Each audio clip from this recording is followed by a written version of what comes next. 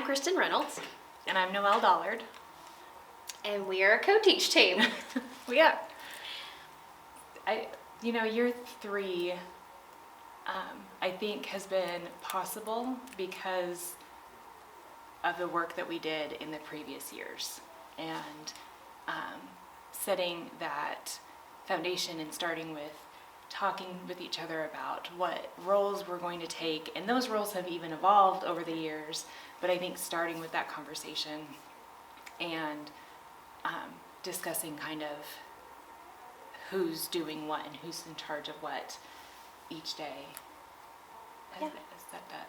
And I feel like that because we have built a relationship, that those kinds of things are not, they're not in the forefront. We are always still learning more about each other, but we're not still trying to develop that relationship, so we can spend more of our time focusing on how to develop our craft as a co-teach partnership and how to address student needs.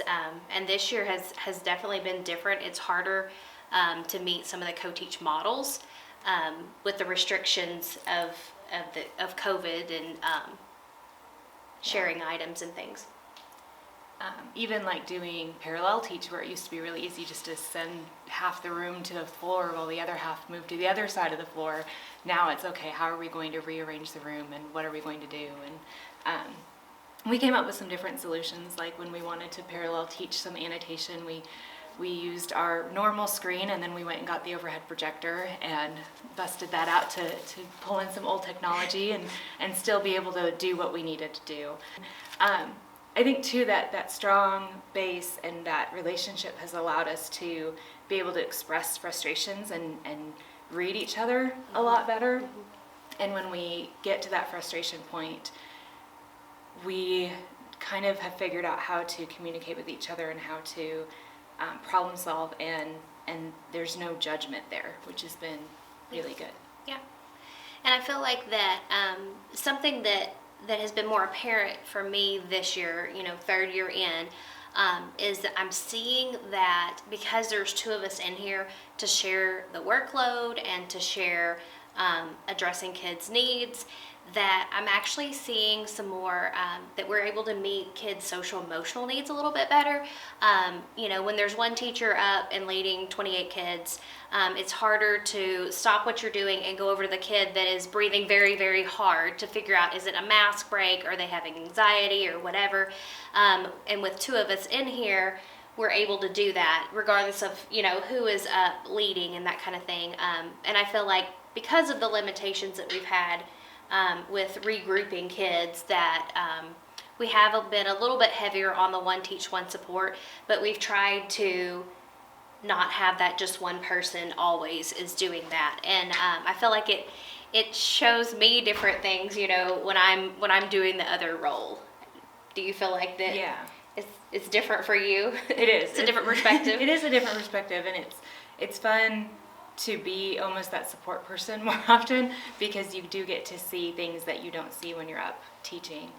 And I was thinking about how when we went virtual, how we had to go virtual for a week and a half, and how incredibly helpful that was to have 2 people online. Like we still had a one teach, one support with someone being able to work in the background to figure out what are the kids doing online while the other person's presenting the material. When we broke into breakout rooms, it was easier to kind of duck in and out of rooms.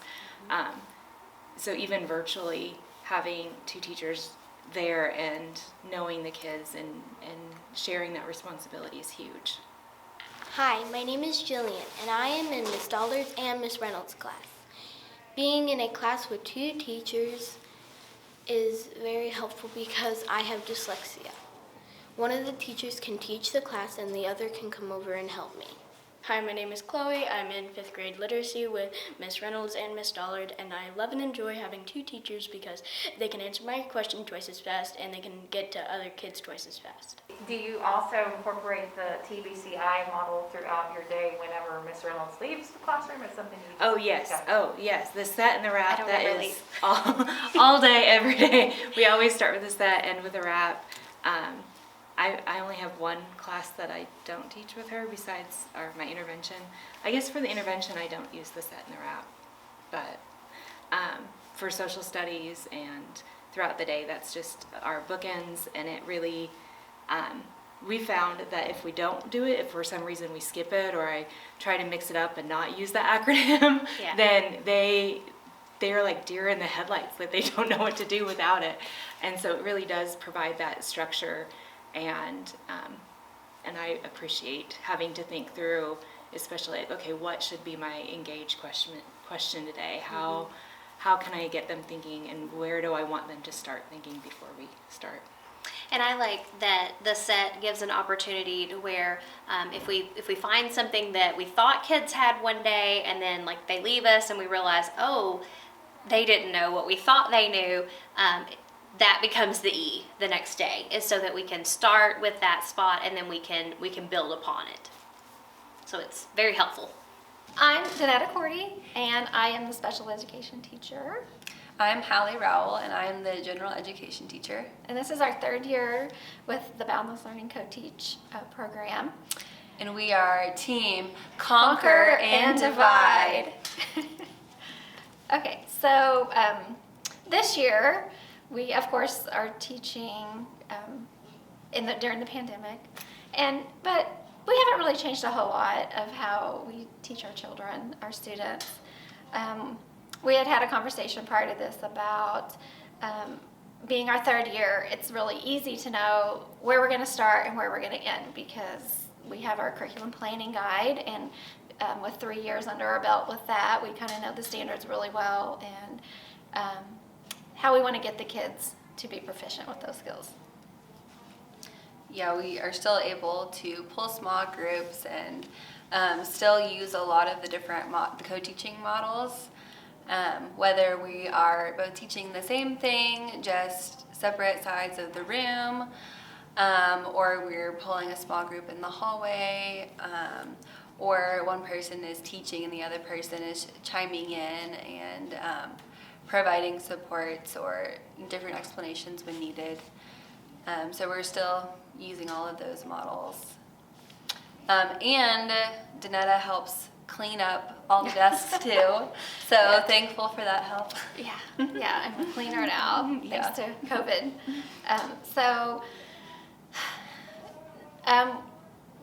Every year is a different year with a different set of kids, and Hallie and I think we're really good at, it doesn't take as much time to figure out like what each kid needs. Of course, I'm familiar with their IEP, and I share with Hallie what their IEP says is their strengths and weaknesses and their programming needs.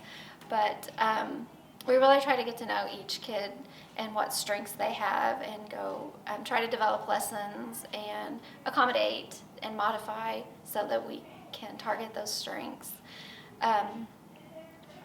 We also have high kids in our classroom too, so we have to reach out to those kids too and know how to challenge and enrich their learning as well. So just like any classroom, we have a good mixture of different levels, and so we do a lot of doing formal and informal assessing and grouping them based on what they give us on those informal assessments. And reteach and reteach and reteach and get ideas and search for new ideas. And Hallie does a lot of providing a lot of the computer-based instruction. So she and her team, I don't get to attend the PLC for the 5th grade team because I'm part of the 6th grade PLC, but she brings back resources this year that are new because of a lot of virtual learning is taking place. But do you want to talk about like paper versus virtual, or computer, Well, we try to do a lot of both.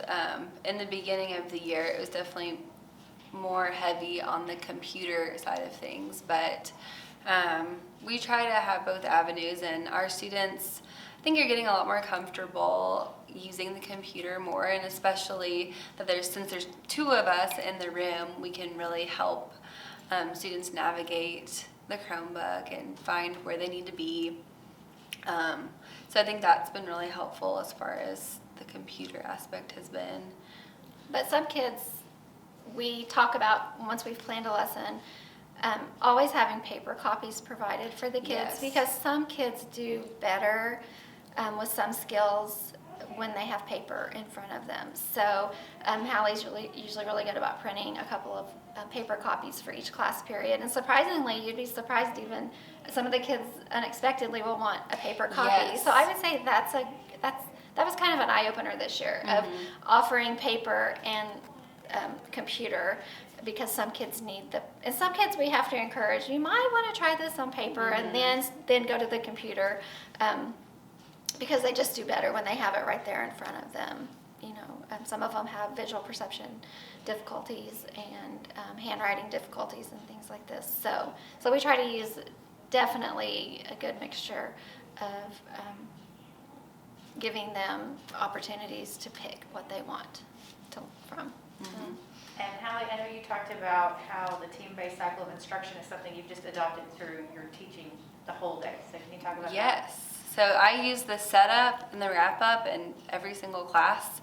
And I use a lot of the same aspects of the TBCI. Today in social studies, we use the group roles, for example, in our lesson. So yes, I use it in most all of my classes, not just the co-taught classroom. I'm Tess. I am in Miss Rao and Miss Cordy's 5th grade math class, and I like having 2 teachers because we get to split up into smaller groups, and Miss Rao can work with one group and Miss Cordy can work with another group. Hi, my name is Copeland, and I am in Miss Rao and Miss Cordy's 5th grade math class. And the thing about having 2 teachers in the same class is that maybe I don't know one way that a teacher teaches and the other way as the other teacher teaches. My name is Connor, and I'm in Mrs. Rao's and Cordy's 5th grade math class. I like having 2 teachers because when one teacher is helping another student, the other teacher can help. I'm just really thankful that I was able to go through this training with our first year of this partnership, because I feel like that's just made it a lot easier to be a co-taught team, having that first year, learning all of those skills. Yeah, and I feel very fortunate that Hallie is so willing to let me be an equal teacher in her classroom. A lot of times special education teachers are seen as, you know, a different type of teacher, but whenever I come in here, the kids they see us as equals, and that's really special to me, of course, because I've had other experiences that weren't so great, but I really appreciate Hallie making an effort. She puts our names are always on like the Google Classrooms. It's both of our classroom. In emails, she puts both of our names. So she just goes that extra mile to make sure that we're both seen as the classroom teacher. And we do a really good job of communicating too, because if I ever do anything that makes it seem like I'm the only teacher, you know, I want her to feel like she can, you know, speak up about that. Yeah, we just had parent-teacher conferences, and yeah, and she joined almost so many of them. Yeah, almost all of them, which was I tried. amazing. Yeah. So that was nice to be able to, you know, introduce myself and her as we were both the math teachers at the parent-teacher conference. So. Have your parents asked questions, or have they shown interest in having to? Has anyone said, hey, what are you guys doing that's different? Or does anybody ever, I wonder? No, I think most of the parents just see it natural. Like it's a natural thing to have the 2 teachers in the classroom, and they don't question whenever I have a positive praise for their child or maybe something to encourage them to try. They don't question that. They just take it as I'm just the other teacher in the classroom. So, Yeah, I've never had any questions about it. yeah. And Hallie and I, we had experiences this year where we have had to try to motivate students to participate in class, and we had to put our heads together for a couple of students. Well, and you come up with really good ideas for sure. Well, because you notice things that I don't see. If I'm, you know, teaching a lesson, you're able to, you know, notice things that would go unseen. Yeah. For instance, I don't mind sharing this story, but a student got called to check out in the office one day, and he happened to be in science class, and we were having a hard time getting him to participate in class and just do the work. And he made the comment that he didn't want to get pulled out of science class, and I'm like, oh, so he likes science. So then a motivator for him was to get from Mr. Nelson a Scribblebot and have him build a Scribblebot, and that was his motivator whenever he completed his work in class. So it took both of us to figure out what would work with him. And she shared the comment with me that he didn't want to miss science class. So without that comment, it wouldn't have triggered the idea for me to motivate him, and it really was successful with him.